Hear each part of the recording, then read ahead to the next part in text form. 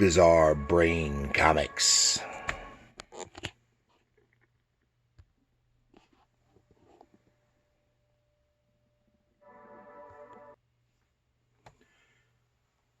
Hello, my comic book friends, and welcome to Bizarre Brain Comics. I am Gary, your host.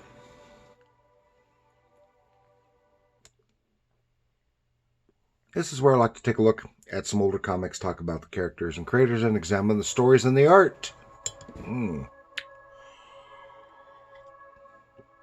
This time I want to take a little look at this book right here. This is Space War number 32 from Charlton Comics. And this copy is from 1978, and it is a reprint of the book from 1967. And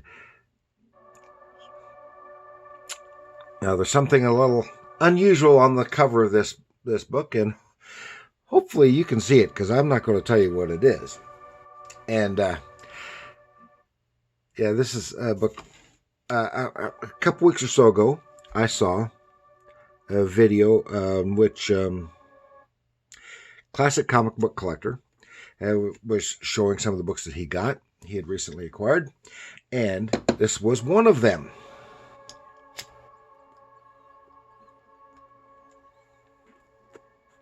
He showed it briefly on screen, and I looked at that, and I recognized it because I had seen it online before, for some reason, at some point in the past. And I saw that and said, "Oh my gosh!" And then the very next day, I was going through my box of books for that I have set aside for to do upcoming videos about, and I discovered that I had this book too. I had forgotten that I got it. It was a recent acquisition, and I had forgotten that I had this book myself.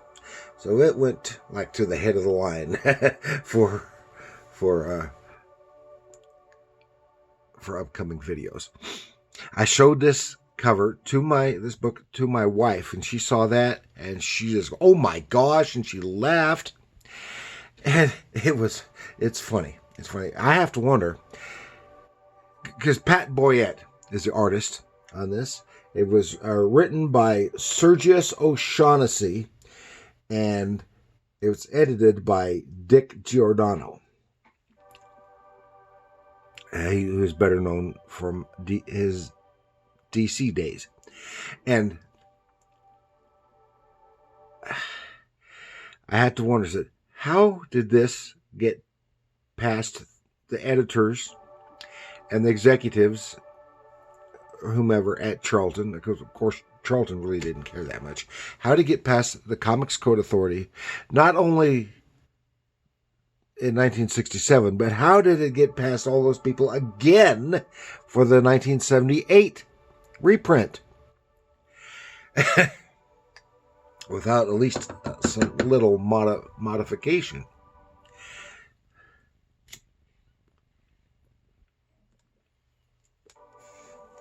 So if you see this,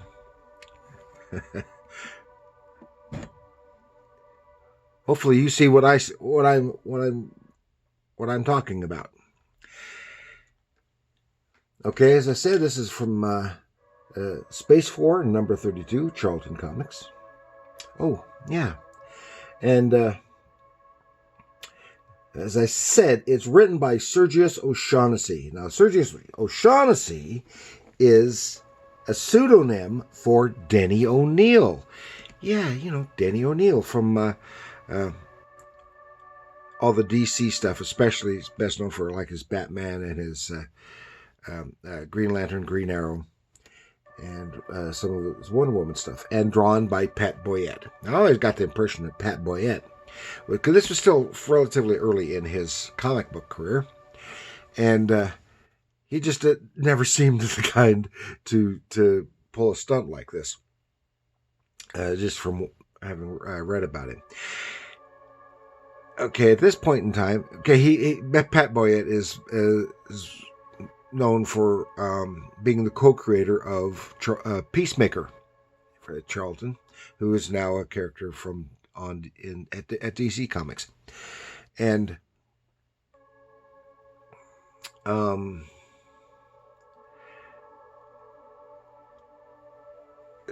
as I said earlier in his career like this, he was really very, very tight, and might have taken too much time for his work to be so tight. He worked on some of the Phantom for Charlton, and Charlton had had Phantom, Jungle Gem, other licensed characters, and some of the licensed stuff like from Hanna-Barbera, and was the writer and artist on all the Korg 70,000 BC books based on the Hanna-Barbera live action show. So then eventually his style loosened up a little bit. It wasn't quite as tight, quite as stiff, but his work was always on the stiff side, and not nearly so dynamic as most of the other stuff. And not too long ago, I did Bloodstone, which had Pat Boyette did some work on that story, Bloodstone for Marvel, and still today, that's the only Pat Boyette work for Marvel that I am aware of that I've ever seen or noticed. Okay. So before I open the pages, I want to show you these. Oh, my character cards. And these are 5 by 8 inch character cards, which you can get for yourself. Make good gifts for friends, family members. And I can do it for you. That's comic book characters, comic strip, cartoons, or I can do a caricature version of your favorite characters, make them look funny, like a funny looking Superman or something, or legendary or mythological characters as well. Just contact me here at my email address with that as in the header, and we can see what I can do for you. Okay, here. Now we're going to take a look inside. Okay, this Space War, Charlton, is normally at this time, when this was originally produced, this would be an anthology. It would have 2, 3, or 4 shorter science fiction stories, unrelated. Now, and this time, this is one overall story for the entire book, and there are 2 separate elements involved in it, but it's all connected for one story.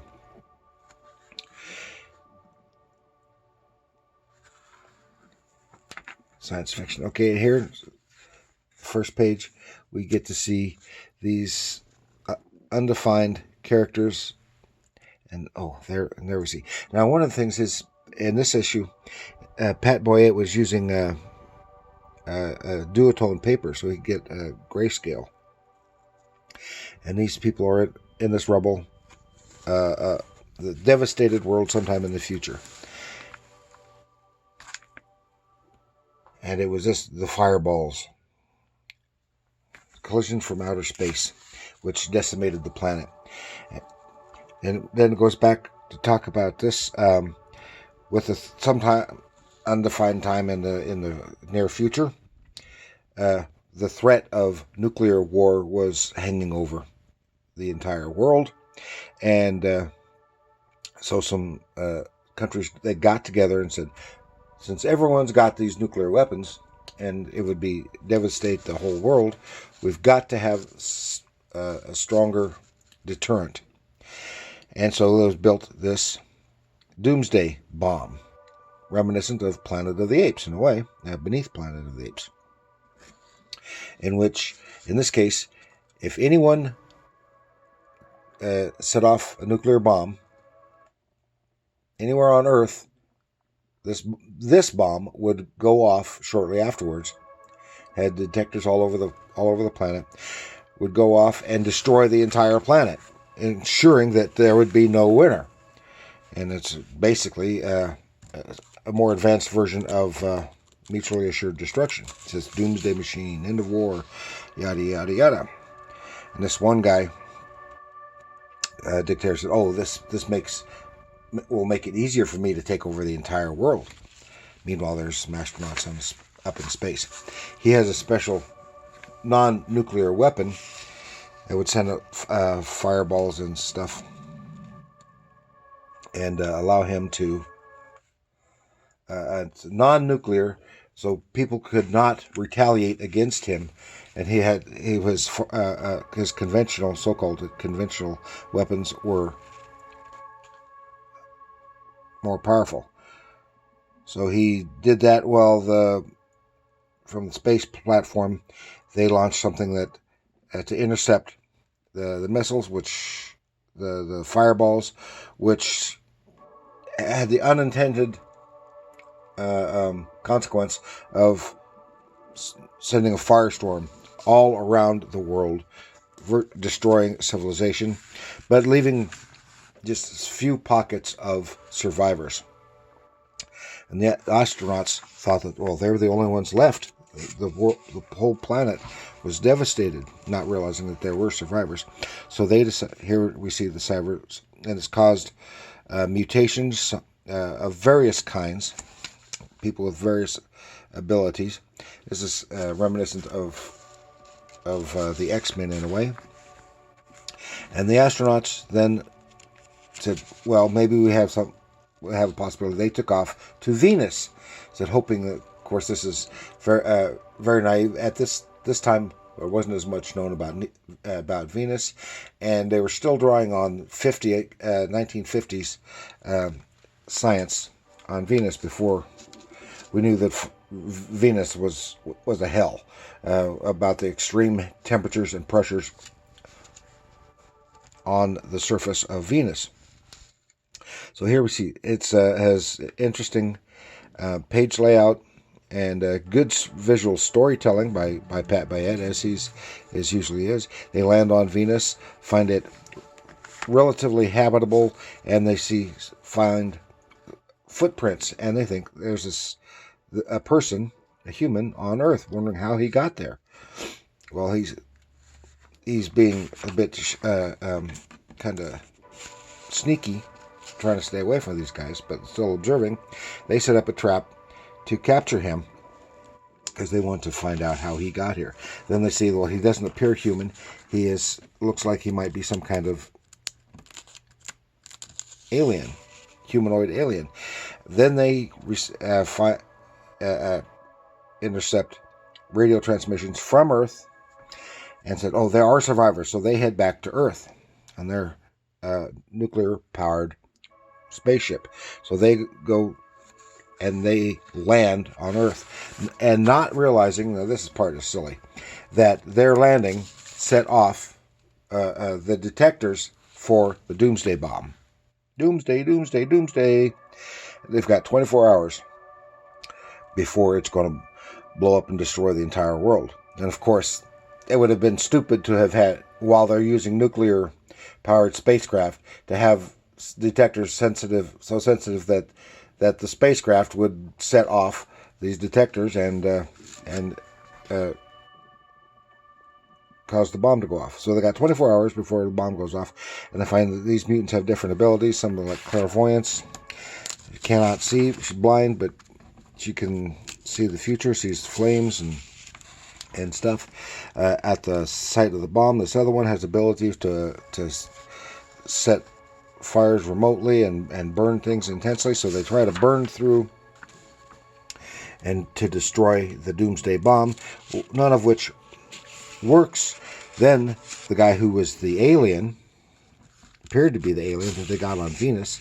He was revived and set free, and says he is actually an Earthman. He was he was a survivor, and he was one of the technicians who worked on this doomsday bomb. And he says, and he has his mutant ability is able to transport himself instantly around to the other planets and other locations. And so it's too hot and too dangerous. He would to go to the doomsday bomb, which is what he was thinking, would instantly kill him. So he said, well, somehow your transportability must have something to do with time. I don't know why, but they figured that he was able to transport himself back in time to the construction of the bomb. He just there for a moment to make one little tweak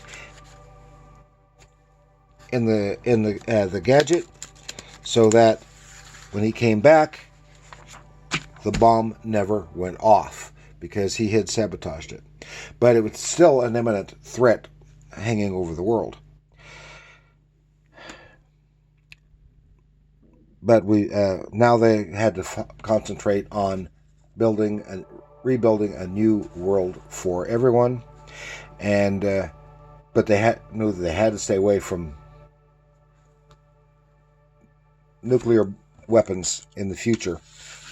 And because this psychic lady says, we may not have a second chance. And they've already got a second chance. It is an interesting story. Very different from what we'll usually see in Space War. And from Charlton. Very moralizing. If some technical fallacies, but you can work through that. And good, clean art, professional storytelling by Pat Boyette.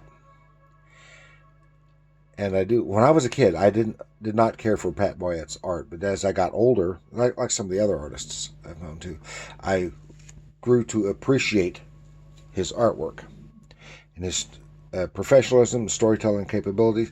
Of course, his stuff was never as dynamic as a lot of the more popular artists at Marvel and DC and the like.